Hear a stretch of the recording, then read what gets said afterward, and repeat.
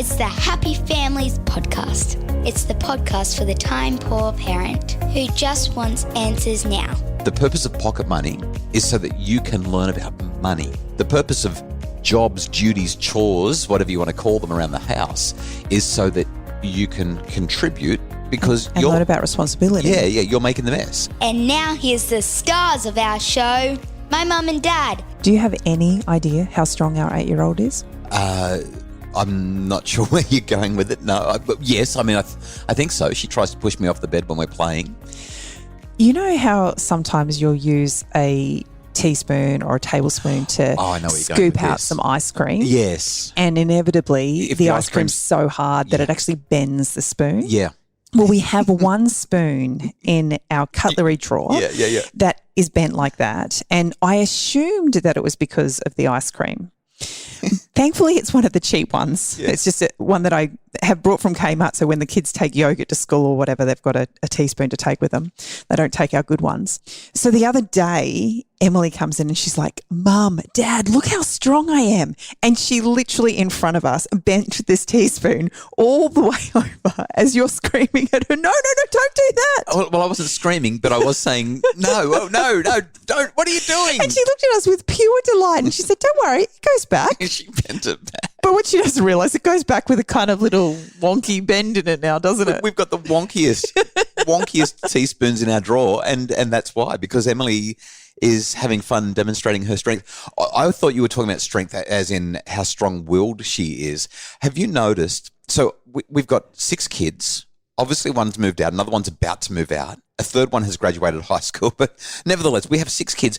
All of them wake themselves up in the morning. They get themselves dressed. They make their breakfast. They make their lunch. They do it all, except just in the last few days, I've noticed every single morning you and I are literally together trying to get the 8-year-old through the morning. So I was standing there trying to brush her hair and carry her into you at the same time that you were trying to put her socks on and get her skirt on because she was still running around in her undies because she'd been playing with Lego and reading a book and colouring in and painting and doing anything and everything she could to not go to school.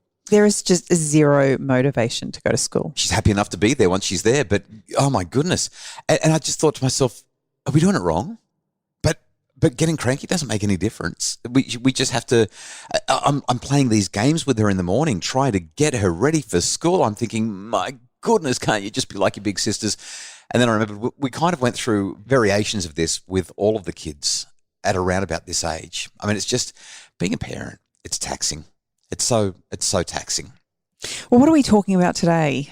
Oh, there's so many things. I feel like I just want to waffle. I just want to talk to you about stuff. I want to talk to you about my new... Since this is the podcast for the time poor parent, I think that I need to move you along. I want to talk about the book title for my new book that's coming out.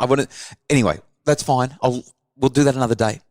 Any suggestions, writes Luke. Every Tuesday we ask you to send us your questions, and via podcasts at happyfamilies.com.au, Luke has been in touch and said, any suggestions on how to undo my 3 years of barefoot investor jars and jobs method?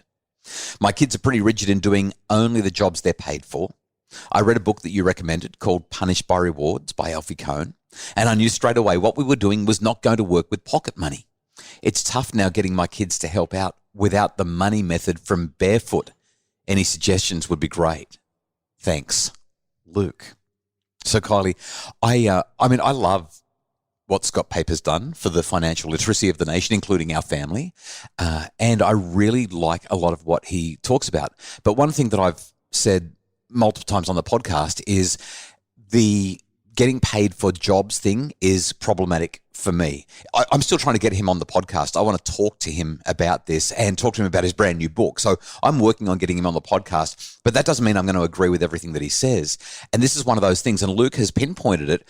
We've been doing barefoot. We're paying the kids for jobs. We don't actually want to do it anymore because they're super rigid in only doing the jobs they're being paid to do.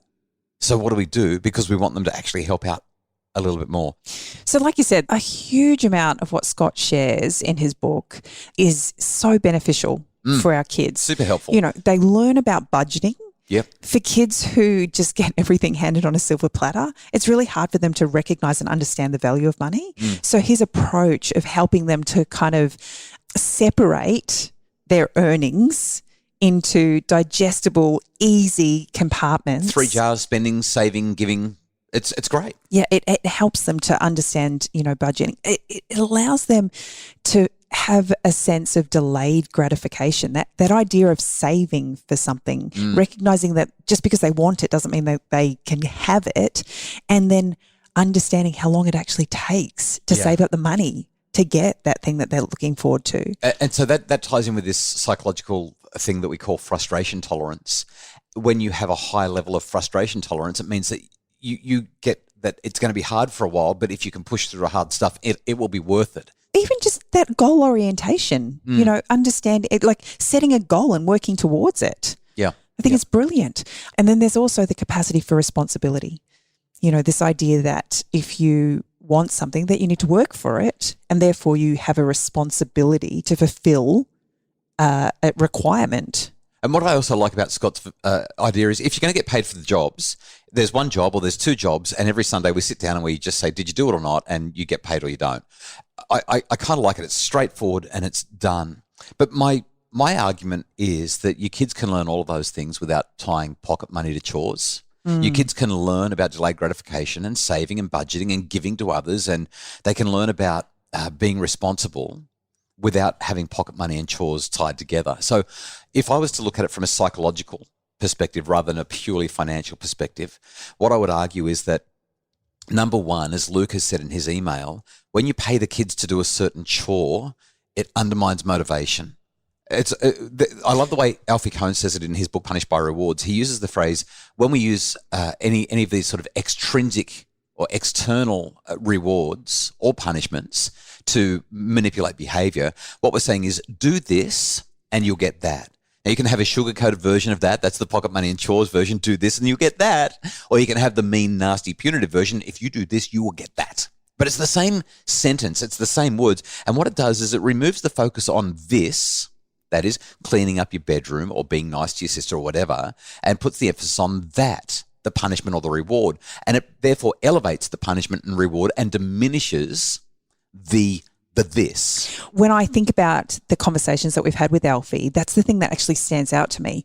He says, if you want to reward a child for reading, what you actually do is diminish the value of reading. Yeah, you're saying $5 is more important, or the pizza is more important that you're going to get than the book itself that you're reading. It actually really blows my mind that when you put it like that and you recognize this is an amazing thing that you get to do. You get to read, and yet by attaching a value to it, you undermine the very thing that you want to do. And so it's the same with this principle of we are a part of a family and we want to be able to work together and achieve the outcomes as a whole. And yet what you're doing by attaching a price tag to it is saying that the money is actually the motivation, that the money's the important thing, and there's a value system that we're trying to create, because that's what it is, right? It's a value system. Beautiful. Yeah, exactly. Is actually not that important. So research also tells us, although it's perhaps a little less obvious with something like chores and pocket money, but when we're doing a do this and get that approach, when we're using the external motivators like pocket money, it reduces creativity. So the kids are less likely to be creative in terms of the way that they contribute in the house or their motivation for it. But it also ignores reasons and it ruptures relationships. They're the big ticket items that Alfie Kohn talks about all the time. And there's also the simple reality that rewards are ultimately a punishment. When I say do this and you'll get that, clean up your room and I'll give you $5. If I walk in and I'm not happy with the room, then I say, sorry, you're not getting the $5. Yeah. And all of a sudden the child feels like a victim. It makes them... well, especially when the child feels like they've given their very best as well. Right. It might be justified. They might have done a lousy job. They could have been lazy. They might have had a whole lot of attitude. But you've promised a reward. Now the reward's not being delivered. And regardless of the context in which it's not being delivered, the child still feels like they're hard done by. So it undermines the relationship. They become less motivated. They feel like they're always being controlled. And it's a less effective way to get the kids to contribute around the home. And a lot of people, when they hear this conversation, they'll say, oh, yeah, but real life. Like you have to go to work to get paid. That's the way the world works. And I would counter that by saying that when I come home, Kylie, from work, you don't pay me to help out with the kids or clean up the kitchen or tidy up my mess or put my washing. But that's just your job, right? Well, but I don't get paid for that. I do it because I'm motivated. I'm motivated to have a good relationship with you. I'm motivated to have a clean house. I'm motivated to make a contribution because I know it matters. I'm motivated because I want the children to see that a husband and father makes a contribution. I guess in a bigger sense, if I'm out and about and I see somebody fall down, I'm not an ambo. It's not my job. Right. Okay. Yeah. Right? What are you going to give me if I help you?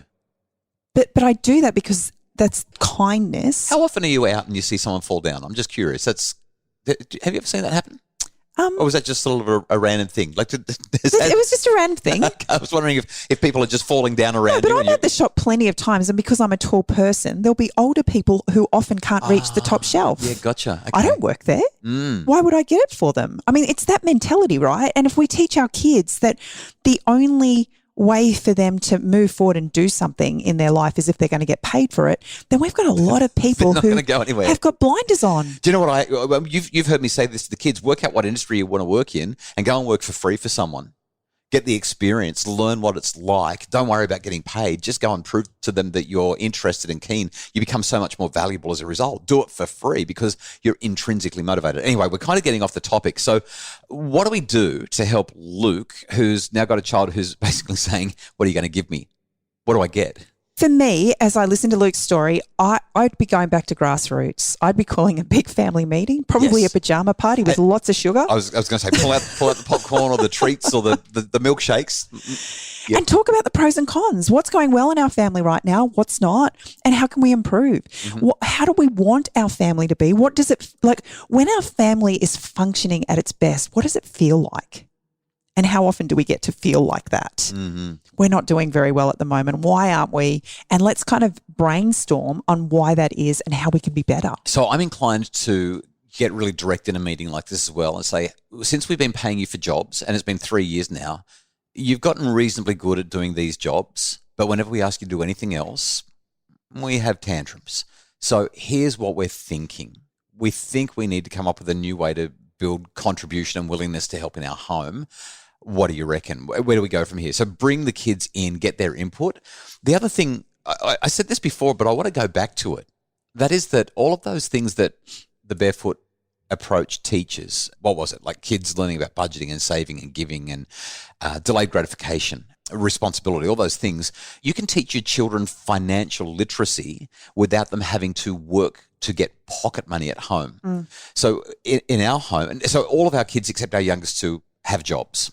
So we're only paying pocket money to the two youngest kids now, and therefore it's a much simpler process than it used to be. But with all of our children, as we've given them pocket money, we've still had 3 jars, and we've still let them know that the purpose of pocket money is so that you can learn about money. The purpose of jobs, duties, chores, whatever you want to call them around the house, is so that you can contribute because and you're learn about responsibility. Yeah, you're making the mess. But we've always kept them separate. When our kids have gone off to work at 15 or 14 or 16 or whatever it's been, none of them have had a hard time adjusting to life in the real world, and they still don't come home and say, oh, yeah, but I shouldn't have to do this because I've got a job now. Like they're still willing to contribute and help out around the home. And yeah, they still deal with whinging, whining, sooking, annoying noises every now and again. But you and I still whinge and whine when we have to do our jobs, right? It's just a part of life. I was thinking about Luke hasn't shared, number one, how old the kids are, but a couple of thoughts have just come as we're talking. The first thing, I think it can be really powerful at this point to actually sit the kids down in this meeting and tell them that you've got it wrong. You've actually got it wrong. You've read a book, you thought it was amazing, and there are so many positive things that have come out of it. You're looking at it now and recognizing that it's not a right fit for our family. I think that's really powerful. But then the second thing is, if you've got younger kids, it can be really hard to kind of share some of these, concepts with them, these values that you want to instill. And a fun way that you could do it, I think, would be whatever your favorite recipe is. Let's just say it's chocolate cake for ease, and everybody is a different ingredient. If we want to work together as a team, what happens if there's no eggs in our cake? How does that work? I'm just trying to pull together so you're saying actually go into the kitchen and bake a cake, but leave one of the recipe items out of the cake and see how it turns out. Taste it. Yeah. And then talk. So that's a great object lesson. We should do that this weekend. That's amazing. So I'm mum, right? I'm going to be the flour. Okay. And if I'm the only one doing it, do you really want to have a bowl of flour for dinner? Right. No. Right. Okay. No, but when we all work together, and when you think about a recipe, there might be 1 teaspoon of something and yet there's 2 cups of another thing. Is that not what family life is like? Oh, man. Mum does the majority of the effort, but everybody has a part to play. You try and make a recipe that's supposed to have bicarb soda in it, which is usually half a teaspoon to a teaspoon, and don't put it in, and see what that does to your recipe. Every single person plays an important role in the functioning of anything, whether it be a team, sports team. Family is a team in some ways, right? Or a household or a job. Yeah. We all play a part, and it's such a powerful way to kind of just pull it all together and show kids what it means to be a part of a team. I love that. I was going to wrap up the podcast, and then you've come out with an absolute cracker. That's just fantastic. So I had a couple of other ideas really quickly, and we need to wrap this up now. But in the meeting, you might talk to the kids about maybe putting together a hybrid system. So we've done this in our home where the kids have jobs, duties, chores, and it just has to be done. But if they want extra cash, there are a couple of jobs that they can do for a bonus $10 or a bonus $20. Like if you want some more money. These jobs aren't the jobs that actually are required on a weekly basis to have the house function. These are extras. Yeah, so I mow the lawn, but if one of the kids wants to mow the lawn for an extra $10, $20 because they're going out and they want some money, I'm pretty happy to give them $20 so I don't have to go out and get dusty and dirty. I take the car down to the car wash, but if they want to earn $5 or $10 there, then by all means, go and wash my car. I just want to highlight that you say you take the car down to the car wash, but I reckon it's been about 7 months. Well, you usually take the car to the car wash, and you haven't done it for 7 months. All the money that I would have spent at the car wash, I'm now spending on filling up the tank. Yeah, I get that. Anyway, so look, we hope that's been really helpful. The Happy Families podcast is produced by Justin Rulon for Bridge Media. Craig Bruce is our executive producer. And if you'd like more info about making your family happier, please visit us at happyfamilies.com.au. Oh, a quick reminder as well, it's Black Friday this week. If you have not already subscribed to the Happy Families newsletter or followed us on Facebook, please do it now because we are about to unleash the annual Black Friday specials. And if you want to make your family happier, this is the place to do it. They are unbelievable, never to be repeated. I think this is the best Black Friday sale we've ever put together. So please visit us at Dr. Justin Coulson's Happy Families on Facebook or subscribe at happyfamilies.com.au.